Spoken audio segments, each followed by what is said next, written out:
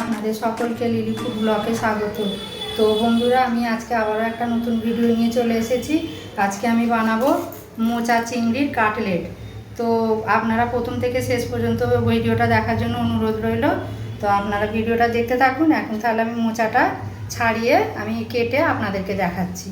এইভাবে আমি ছাড়িয়ে নেব, সব কটা আমি ছাড়িয়ে কেটে আপনাদেরকে আবার দেখাবো। তো বন্ধুরা দেখে নিন, মোচাটা আমি কেটে ধুয়ে পরিষ্কার করে নিয়েছি। আর এখানে চিংড়ি মাছ আমি বেছে ধুয়ে পরিষ্কার করে নিয়েছি। এই মোচাটা আমি এখন প্রেসার কুকারে দিয়ে নুন হলুদ দিয়ে সিদ্ধ করে নেবো। একটা সিটি দিলেই আমি নামিয়ে নেব। তো বন্ধুরা দেখে নিন, মোচাটা আমি নুন হলুদ দিয়ে সিদ্ধ করে নিয়েছি। এখানে কড়াইতে সাদা তেল দিয়ে দিয়েছি। আমি তেলেতে পেঁয়াজটা দিয়ে দেব। দেখুন পেঁয়াজটা ভাজা ভাজা হয়ে গেছে। আমি এই যে নুন হলুদ মাখিয়ে রেখেছি চিংড়ি মাছটা এই পেঁয়াজের ওপর দিয়ে দেব। দিয়ে একটু নাড়াচাড়া করে নেব।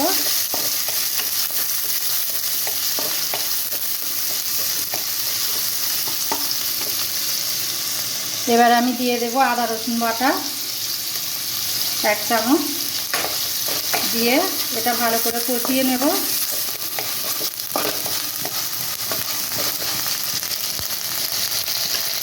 আর এতে দিয়ে দেবো কুচিয়ে রাখা কাঁচা লঙ্কা।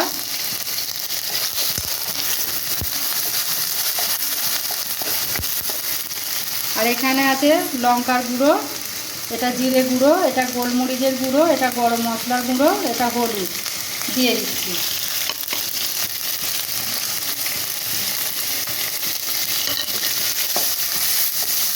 গ্যাসের ফ্লেমটাকে লোতে রেখে দিতে হবে, নাহলে মশলাটা পোড়া লেগে যাবে। আর দিয়ে দেব স্বাদ মতো নুন।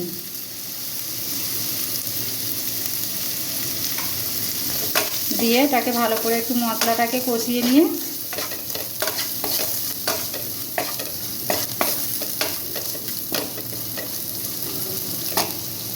এবারে এতে দিয়ে দেব সিদ্ধ করে রাখা মোচাটা।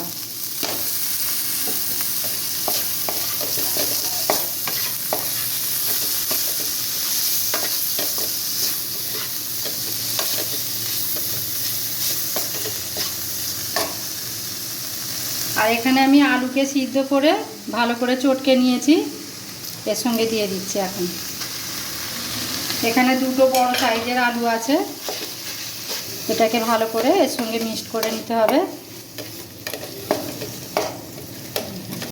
বন্ধুরা, স্বাদটা বাড়ানোর জন্য আমি সামান্য একটু চিনি দিচ্ছি, খুব বেশি না, যেহেতু এটা মোচা, তো মোচা একটু কষ্টা লাগে, ওই জন্য একটু চিনিটা দিলে তাহলে স্বাদের ব্যালেন্সটা ঠিক থাকবে। চিনিটা দিয়ে আমি এটাকে আর একটু নাড়াচাড়া করব, করে এটাকে আমি নামিয়ে রেখে দেব। দেখে নিন, পুরটা রেডি হয়ে গেছে। চিংড়ি মোচা কাটলেটের পুর রেডি। এটাকে এখন আমি ঠান্ডা হওয়া অবধি অপেক্ষা করব, তারপরে আমি আবার ফিরে আসছি। তো বন্ধুরা দেখে নিন, এই যে পুরটা তৈরি হয়ে গেছে। আমি এটা প্লেটের মধ্যে তুলে নিয়েছি। এটাকে আর একটু শক্ত করার জন্যে এখানে আমি টোস্ট বিস্কুট যে হয় ওটাকে আমি মিক্সিতে গুঁড়ো করে নিয়েছি। আপনারা চাইলে মিক্সি যদি না থাকে আপনারা বাড়িতে শিলেতেও গুঁড়ো করে নিয়ে যেতে পারেন। এটা সামান্য এইতে দিয়ে দিলাম, এটা মাখানোর জন্য, একটু শক্ত হওয়ার জন্য। আর এতে সামান্য নুন দিচ্ছি।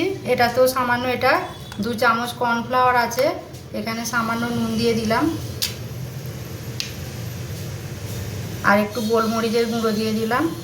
আর এটাতেও আমি গোলমরিচের গুঁড়ো দিয়ে দিলাম। এটাকে আমি মিশিয়ে নিলাম। আর এটাকেও আমি মিশিয়ে রেখে দিচ্ছি। এটাকে আমি জল দিয়ে একটা ব্যাটার তৈরি করে নিচ্ছি। বাড়িতে কর্নফ্লাওয়ার যদি না থাকে তো ডিম দিয়েও এটা করতে পারেন। ডিমকে ফাটিয়ে এইভাবে গোলমরিচ আর নুন দিয়ে ডুবিয়ে নেবেন। এটাকে আমি এখন ভালো করে মাখিয়ে নিচ্ছি। তো বন্ধুরা দেখে নিন, পুরটা তৈরি হয়ে গেছে মাখা। এবারে আমি এটাকে যে যেইভাবে পারবেন শেপ দেবেন। আমি হাতে তেল দিয়ে নিয়েছি, না হলে হাতে লেগে যাবে। আমি এটা চৌকো শেপ দেব, আপনারা যেমন খুশি তেমন শেপ দিতে পারেন।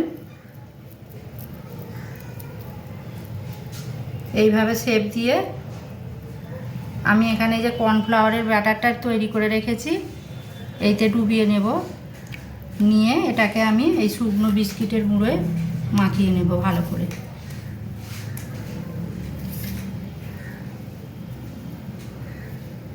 এটা খুব হালকা হাতেই করতে হবে। আমি দুবার করে কোট করে নিচ্ছি।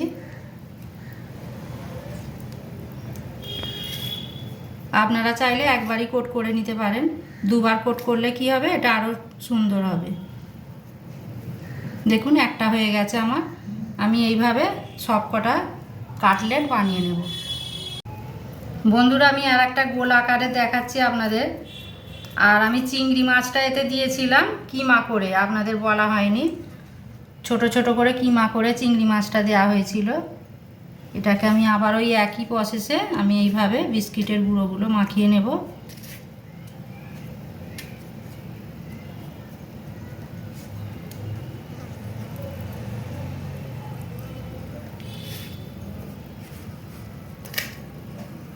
এটা গোল আকারের হয়ে গেল।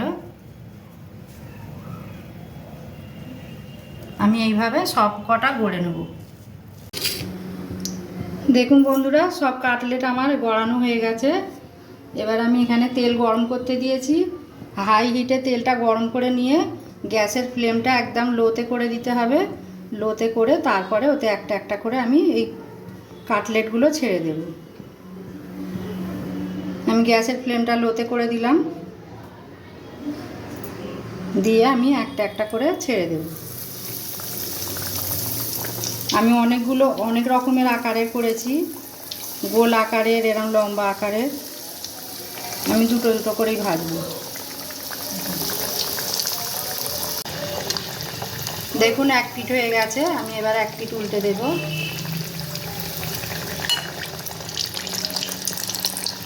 তিন চার মিনিট ধরে এটাকে উল্টে পাল্টে ভেজে নেব। তো বন্ধুরা দেখে নিন, ভাজা হয়ে গেছে। আমি তুলে নেব ছেঁকে। দেখুন দুটো ভাজা হয়ে গেল। এইভাবে আমি সব কটা কাটলেট ভেজে নেব। বন্ধুরা দেখে নিন, সব ভাজা হয়ে গেছে। আর এই তিনটে ভাজা হলেই হয়ে যাবে। দেখুন সব ভাজা হয়ে গেছে। এইভাবে লাল লাল করে সুন্দর করে হালকা আগুনে ভেজে নেবেন। দেখে নিন বন্ধুরা, হয়ে গেছে এগুলো ভাজা।